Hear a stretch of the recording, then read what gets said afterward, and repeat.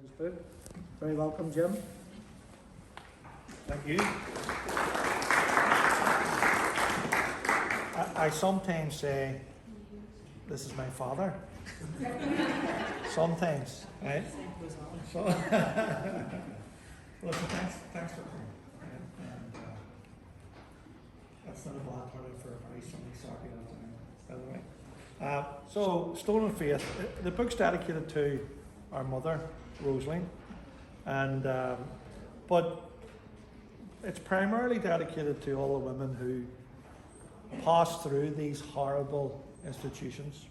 And during the course of the research that I did for the book, I came to understand that over 100,000 women passed through these institutions, the length and breadth of the island, north and south.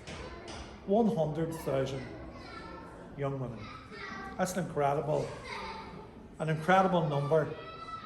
More than 100,000 children, therefore.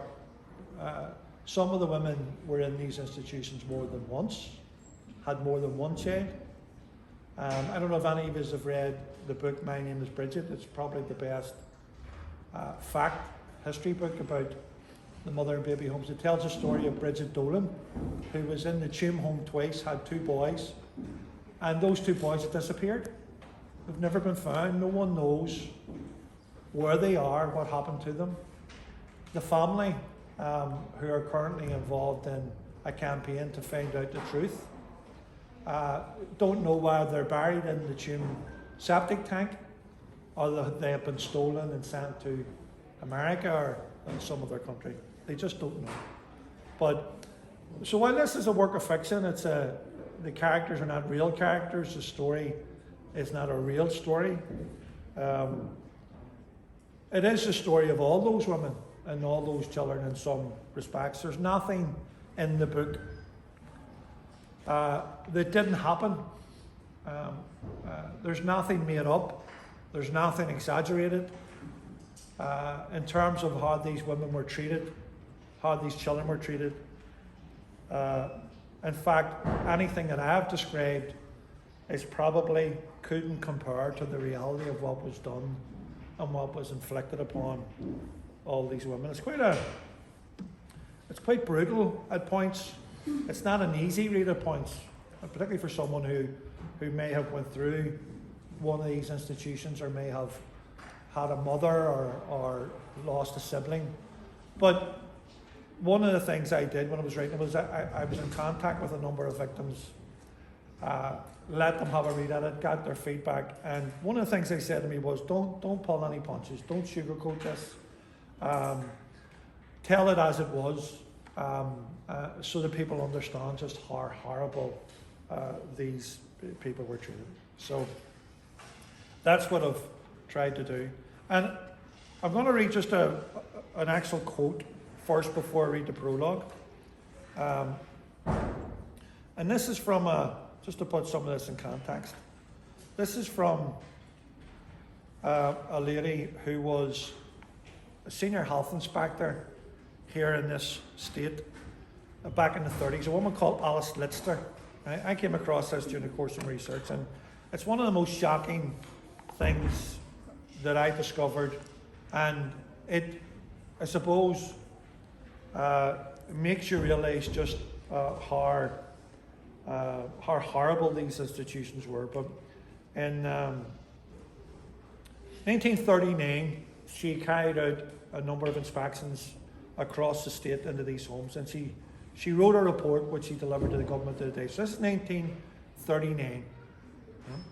And she says, in quote, "The chance of survival of an illegitimate infant born in the slums and placed with a foster mother in the slums a few days after birth is greater than that of an infant born in one of our special homes for unmarried mothers."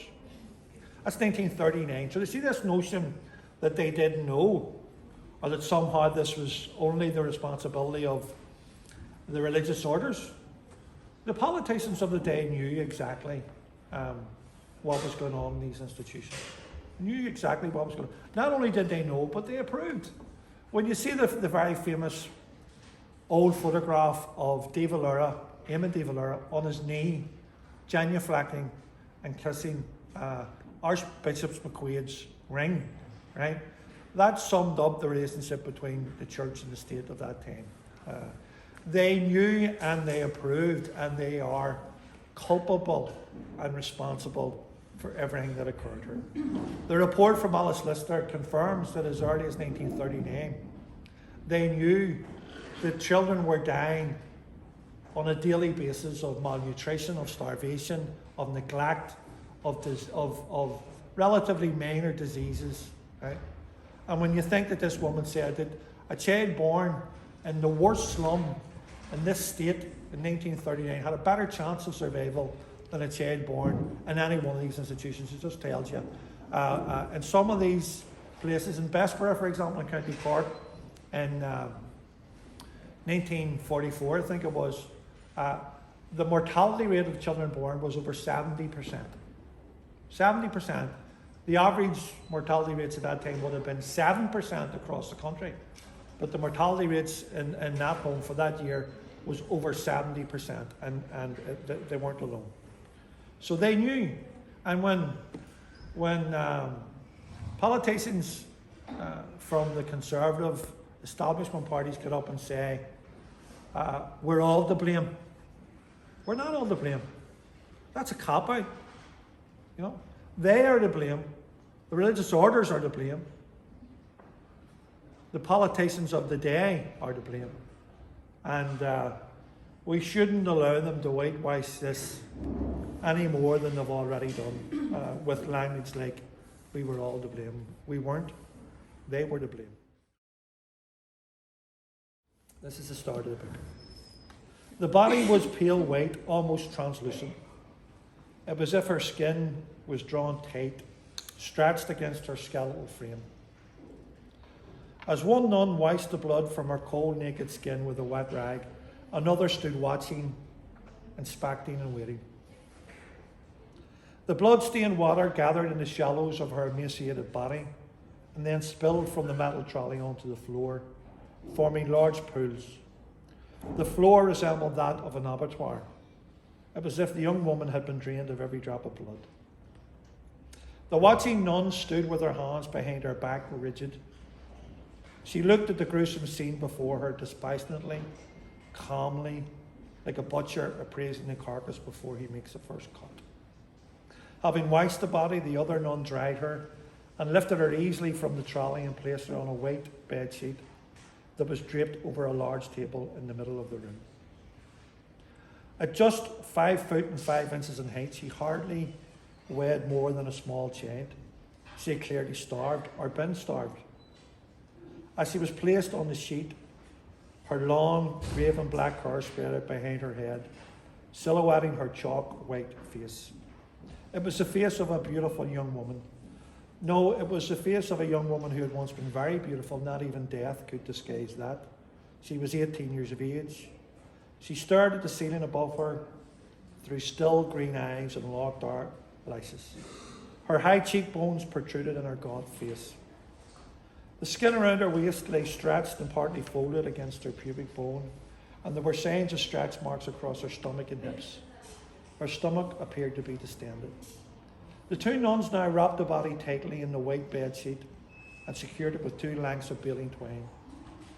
One nun then lifted her from the table while the other lit an oil lamp. The nun with the lamp led the way, followed by the other carrying the body. The scene resembled a macabre little funeral procession. The building was quiet, except that in the distance, the faint cries of several children could be heard.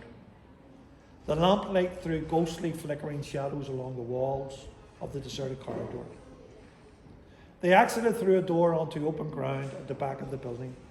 The oil lamp gave them just enough light to navigate their way across the field to a secluded part of the grounds. When they reached the corner of the large perimeter wall, the nun carrying the lamp swept loose leaves and grass from a square metal door beneath her foot.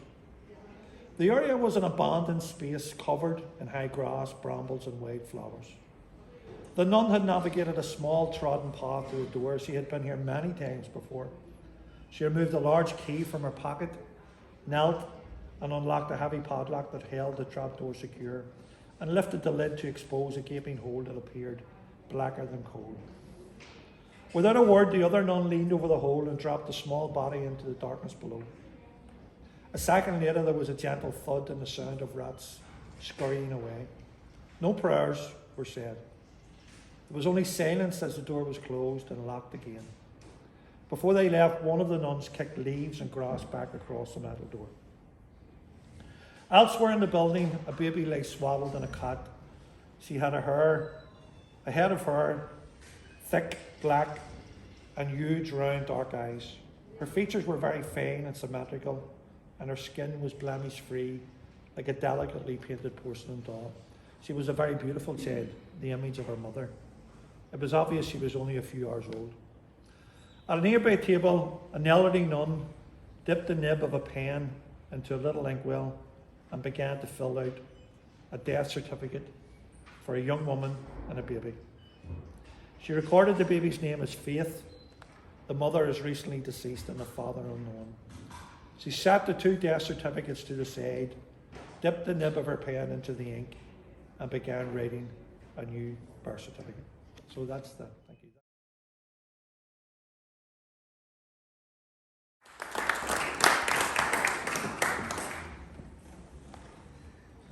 My name is Anna Corrigan, and both my parents were survivors of Ireland's regime of institutional abuse. I also have other family members who were touched by and lost to this system. Two brothers born to my brother Bridget Dolan in the Tuam Mother and Baby Home. One of my brothers lies in a septic tank together with the other 795 angels. And my other brother has been a missing person since the age of 7 months, probably illegally adopted. My father's sister, Aunt Molly, died aged 13 in an industrial school in Loughrea, County Galway, and the nuns will not tell me where she is dumped. My father, William Corrigan, together with his siblings, were incarcerated for 10 years each in industrial homes after their mother died of TB. They were taken from their father aged 7, 6 and 5 and sentenced through the courts and handed to the religious to rear them. Somebody in their wisdom thought that they would do a better job than leaving them in the bosom of their family. My mother had 2 journeys through Ireland's mother and baby home system. She gave birth to my brother John in 1946 and spent 1 year there working and slaving to pay for her keep and her sin. She left in 1947 and went to care for a nun's mother and remained there till the woman died in late that year. She then moved on again to work in service, where she fell pregnant once again in 1950 and returned to the Tuam Mother and Baby Home and gave birth to my brother William. William is marked as dead in the ledgers of the home, but does not have a death certificate, a reason for death, or medical certification of death, and is not listed as having been one of the 796 who died in the Tuam home. I sound very knowing of all these facts, but I only learned this in 2012 when I decided to do some family research. My father had died in 1975 and my mother in 2001, and I knew nothing of the lives they had led before they married and had me, which led me on a journey at the age of 56 to discover a family history that was both shocking and sad. Ireland, the so-called land of saints and scholars, had a very, very dark underbelly, and if you fell foul to the system, you could suffer a fate worse than death. I now know that what they went through led them to keep this part of their lives secret. This was a part of their lives that could not be spoken about in polite company. The stigma that was attached to those that went through the system was a burden that was to be carried as a penance. Fear and shame, suffering and silence, all words synonymous with the stigma of having been part of the network of these so-called homes. In 2013, I brought the matter of my brother to the police, and in May 2014, I brought my story to the attention of the journalist Alison O'Reilly. Together with the research of Catherine Corliss, she ran an article in the Mail on Sunday on the 25th of May 2014 with the headline, "A Mass Grave of 800 babies. The world responded with shock and horror. On the foot of this, a commission of inquiry was set up into a select number of mother and baby and county homes. It commenced its work in 2015 and trundled on till 2020 with delay after delay. It had great difficulty in getting access to records. One has to wonder why, and eventually produced a report that wasn't fit for purpose. We are still here and none the wiser. I have had to work diligently in the background, digging and searching for any scraps that would lead me closer to answers about my family, because I never believed the Commission would provide them. What occurred in these so-called homes has left a legacy of intergenerational damage and hurt. Here I am now, 65 years of age, a mother to two and a grandmother of 4, and the clock is ticking. My family has been robbed of the right to know their own, for my children to have uncles and cousins, and my grandchildren to know their history. I believe that my brother was illegally trafficked to the US for adoption. Based on what I was told by a family member, perhaps to Boston, but who knows? The Catholic Church knows. The records of these adoptions are hidden somewhere. The government in Ireland has failed to give us answers. It was so deeply enmeshed with the Church that it is in fear of getting to the truth. We live in a country where the Church and state worked hand in hand to deprive women of their basic human rights and to deprive their children of those same rights, and in a lot of cases, even their precious lives. The state has prevaricated, it has obstructed and denied us what was our due: justice for the egregious breaches of our family's human rights. Reading Stolen Faith, I see my mother in all her youthful innocence, a woman full of hopes and dreams. Was she deeply and blindingly in love like Rose? Was she let down and forced to travel this dark road on her own to give birth to her children alone and afraid? Did she reach out again blindly in the hope of finding some comfort, only to find herself right back where she started? Did her family and the Church interfere and end those dreams, just like what happened to Rose? Or were her pregnancies a result of rape or abuse? I choose to believe it was love's young dream, but we simply do not know. Rose paid the ultimate price for love, and her dreams were crushed by those same ingrained misogynistic and patriarchal beliefs that rule the lives of women. Read this book and cry, and never forget her. Stolen Faith is a very powerful and moving story that speaks a dark and troubling truth. Anna Corrigan, 2021.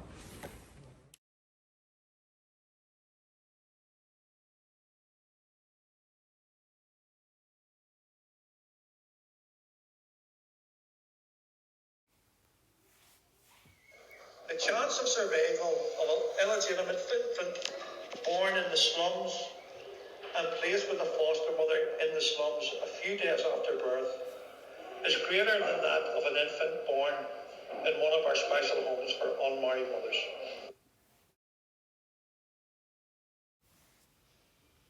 The report from Alice Lister confirms that as early as 1939 they knew that children were dying on a daily basis of malnutrition or starvation, of neglect, of relatively minor diseases. Right?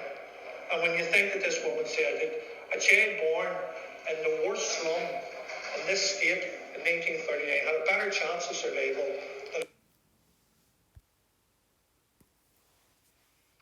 when politicians from the Conservative establishment parties get up and say, we're all to blame. We're not all to blame. That's a cop-out. You know, they are to blame. The religious orders are to blame. The politicians of the day are to blame. And we shouldn't allow them to whitewash this any more than they've already done.